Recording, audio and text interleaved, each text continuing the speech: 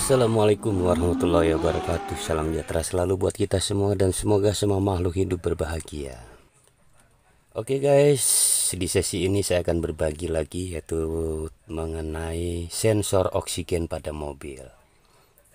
Di sesi awal saya pernah bikin tutorial yaitu juga mengenai sensor oksigen mobil.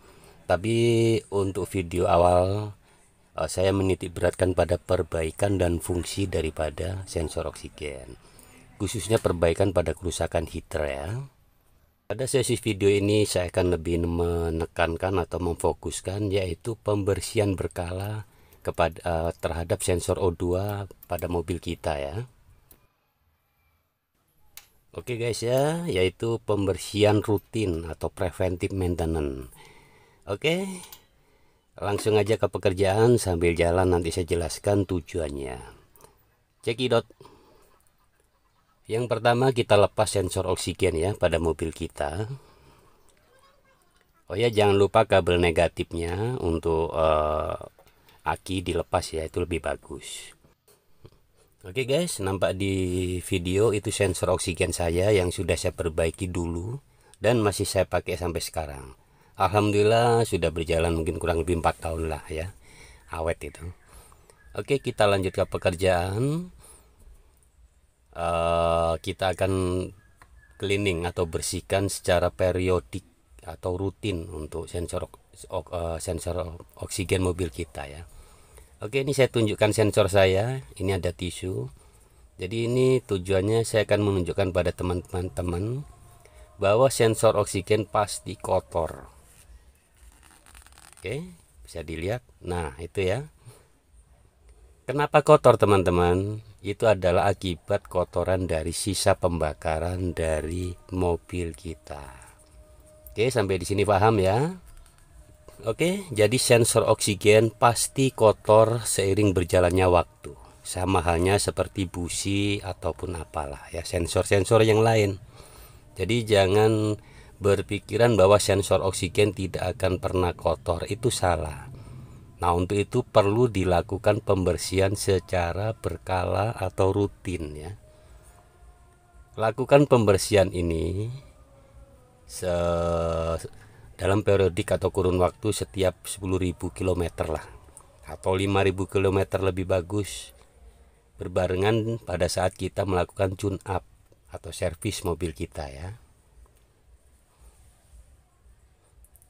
Oke, lanjut ke pekerjaan. Itu ada dua sensor. Yang satu itu sensor untuk mobil Avanza 13, yang satunya untuk Xenia LI ini ya. Sama saja, resistannya juga sama. Ini sekalian saya bersihkan dua-duanya.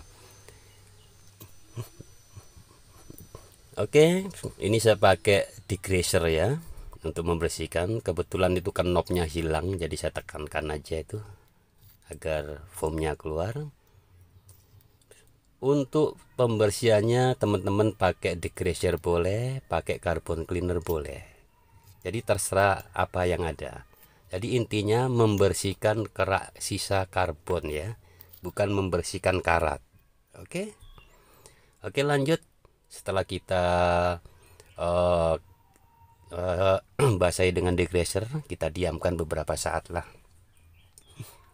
Kemudian ini saya bilas dengan carbon cleaner ya, karburator atau injektor cleaner sama saja. Tujuannya apa? Agar sisa-sisa dari degreaser dan kotoran karbon biar terdorong keluar. Oke, seperti itu caranya guys. Nampak ya di video, kita semprot pakai carbon cleaner. Nah, itu nampak itu. Jadi kotoran yang di dalam dari sensor oksigen itu akan keluar.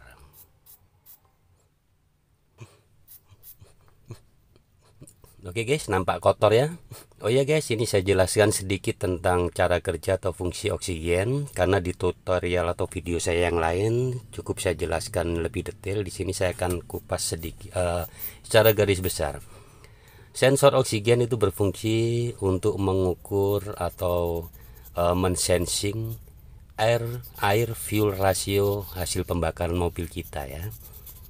Jadi untuk optimal atau stoichiometric idealnya di angka 0,45 atau 14,7 banding 1. Itu idealnya ya. Adapun tujuan daripada pembersihan ini adalah agar pembacaan dari sensor lebih akurat ya guys ya. Karena apa? Akibat tertutup karbon maka pembacaan sensor akan tidak akurat. Jadi perlu diingat ya guys ya.